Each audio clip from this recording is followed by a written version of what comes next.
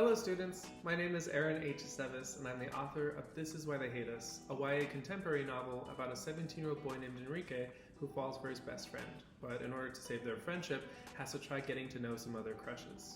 In today's craft video, we'll be talking about stakes.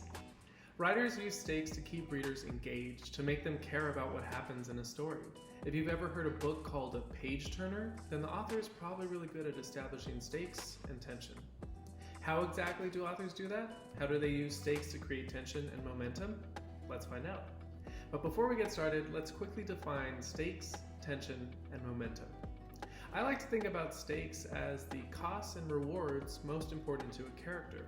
What do they stand to lose and what do they stand to gain? Next, tension.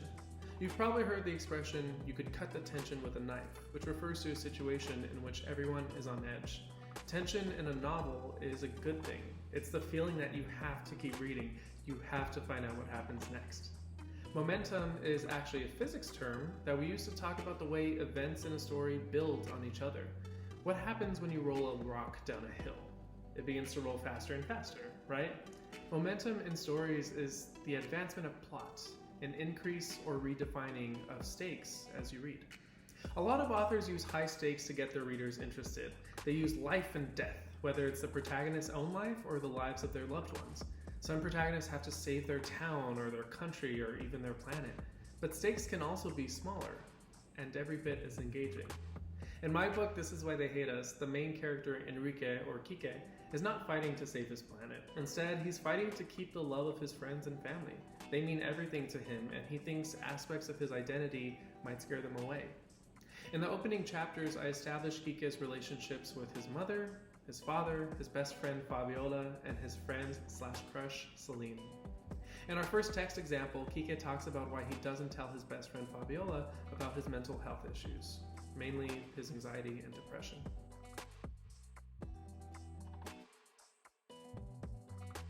That's an example of telling. A lot of teachers will say, show, don't tell. But I believe both are valid ways for the character to communicate with the reader. I may not be showing in this example, but in future instances I demonstrate the fun and carefree nature of Fabiola and Quique's relationship via dialogue, the conversations they have with each other. Bringing this back to stakes, what does Quique have to lose or gain in terms of Fabiola? Well, he seems to have something to lose if he's honest with her about his mental health. He could lose the fun they have together, and he cares deeply about that. Let's look at another scene and answer the following question. What stakes are established in this example? What does Quique stand to lose or gain by falling in love with Celine?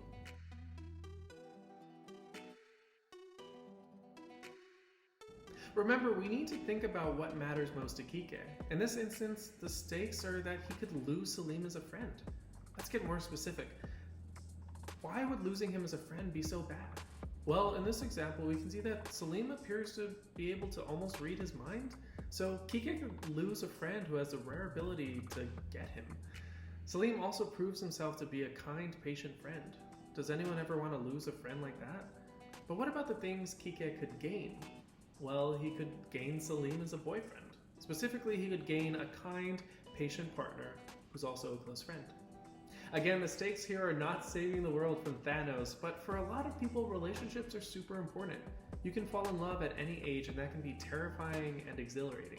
People can actually alter your brain chemistry, and that's why emotional or romantic stakes can be so relatable. Stakes and tension come from what matters to the character, and what they'll risk to get what they want and what they need. So to recap, here are some things to pay attention to when you're looking to define the stakes in a story. What does the character stand to lose? What does the character stand to gain? What does the character want or need?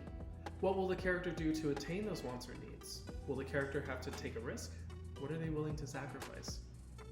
Now it's your turn, because the best way to understand the mind of a writer is to practice with the same tools they use. Your mission, should you choose to accept it, is to create a character. Give them a name, an age, a hometown, and also give them a want or need that supersedes all the others. Give them a burning desire for something.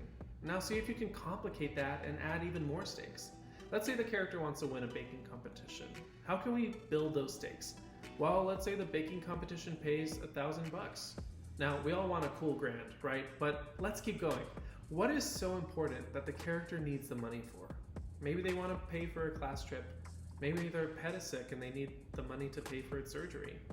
Or maybe the stakes are more internal. Maybe their grandmother recently passed away and the character wants to honor her by winning. Maybe the only time the character can remember their abuela vividly is when they're baking and they want to hold on to that. Whoever your character turns out to be and whatever they want, have fun with your imagination and see where it takes you. You can hit pause here and get to brainstorming, or save this activity for later and check out the rest of the Latinx Kidlit Book Festival craft series on our YouTube page. We can't wait to see you at the festival. Happy writing.